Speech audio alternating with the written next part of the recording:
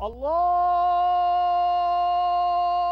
Akbar, Cairo, Egypt has some of the most beautiful mosques in the world, and that's one of the reasons we use several of them at the beginning of the series, because they so beautifully show how architecture can be used to glorify God. This is the beautiful mosque of Sultan Hassan in Cairo.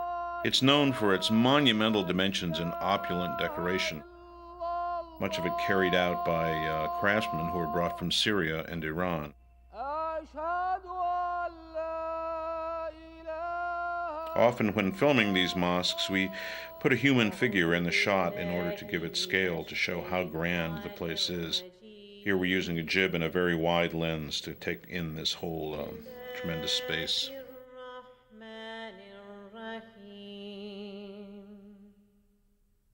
The open courtyard here has many hanging lamps, quite beautiful, opening to the sky. This is the Mosque of Ibn Tulun. It's a much older construction.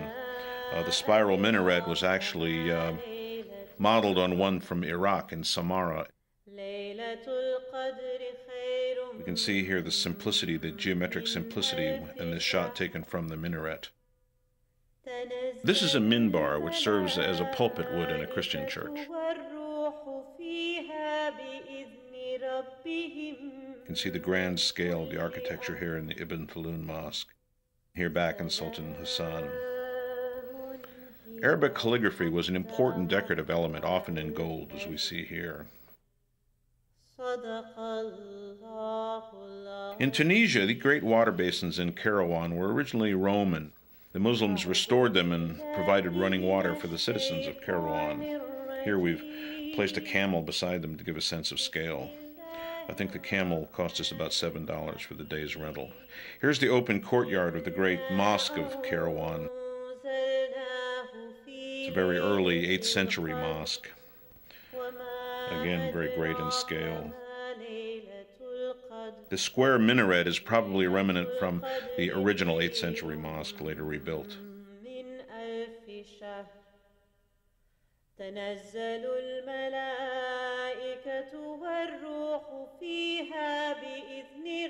This is the Great Mosque of Damascus, the earliest surviving monumental mosque in the Islamic world. It was the first mosque to have minarets and was converted from a Christian church of St. John.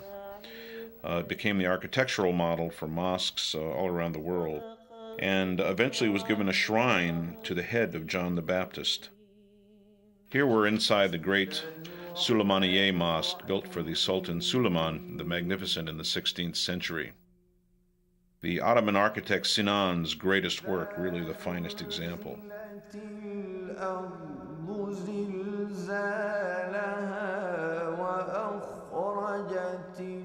Islamic architects really perfected the difficult task of dome building, and the Ottoman mosques had some of the finest domes of all.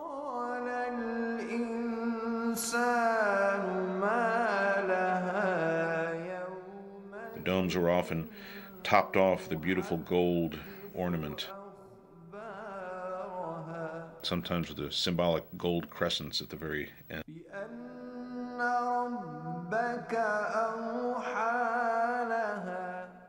Here we see the Hagia Sophia, once a great church, and became a mosque with the conquest of Constantinople by Mehmet, the great Ottoman Sultan. It was originally built by the Byzantine Emperor in the 5th century. Here again, the great architect Sinan used it as a model for the Suleymaniye. The interior spaces are magnificent. It was originally the largest enclosed space in the world.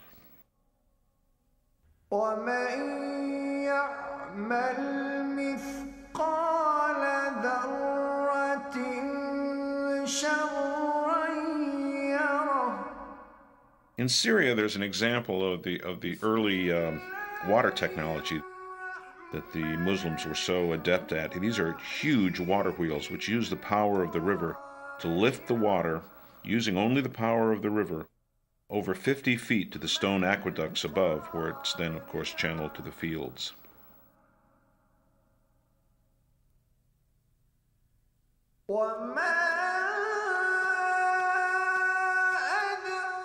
This is the beautiful Alhambra in Granada, Spain, the oldest surviving example of a medieval palace. When we see it now in its restored state, it's hard to believe that by the 19th century it had fallen into almost complete ruin and was being inhabited by gypsies.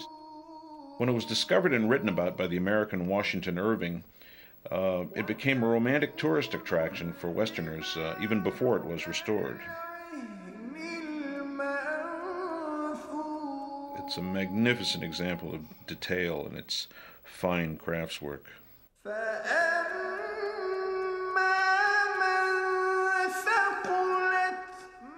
Throughout the Alhambra are gravity-fed fountains and pools, and we find pools like this feeding gardens throughout the Islamic world. The images of greenery and water were very important and are used in the Quran in images of paradise. The Islamic gardens were some of the most beautiful in the world.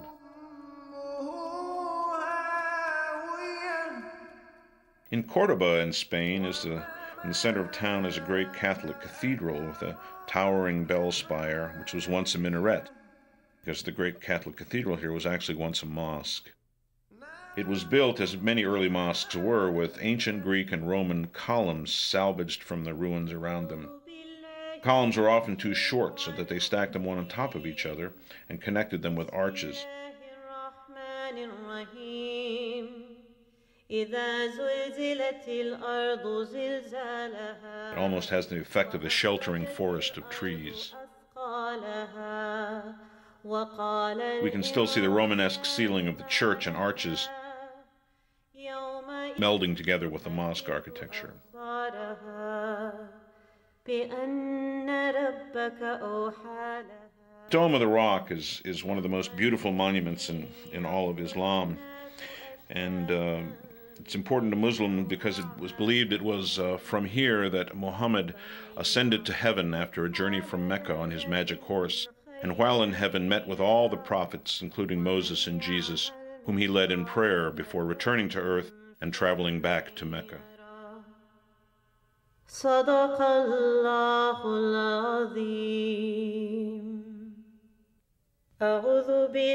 In Tunisia, the rabats, or fortresses by the sea, are made of stone and brick and were used to protect the inhabitants from Berber pirates and also from Vikings.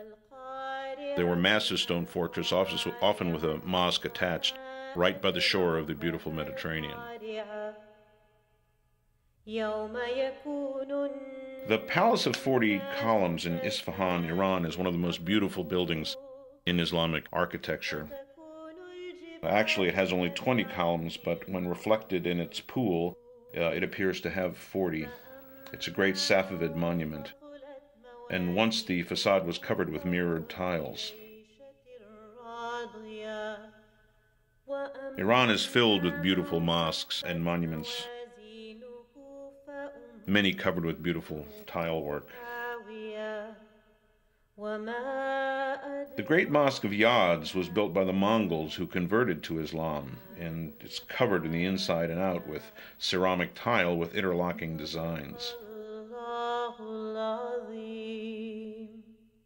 Here we can see the indentation on the wall, which is called a mihrab, which points towards Mecca and gives those who are praying there a direction in which to direct their prayers.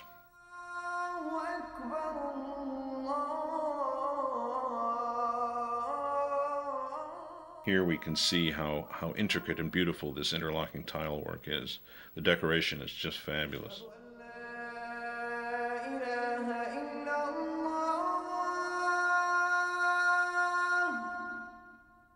This is a prayer hall, also a Mongol mosque, built for the ruler Ujaitu.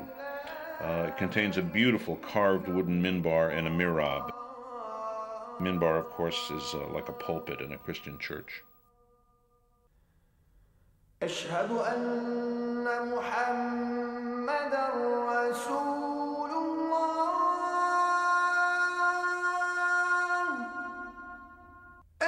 In Isfahan, also in Iran, is the beautiful mosque of Sheikh Lutfallah. Again, beautifully covered in tile work.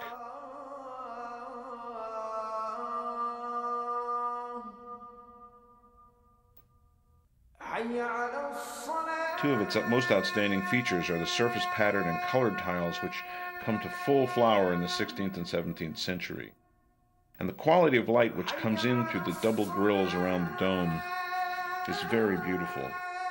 Here we've added some smoke to the interior of the space so that we can accentuate the shafts of sunlight.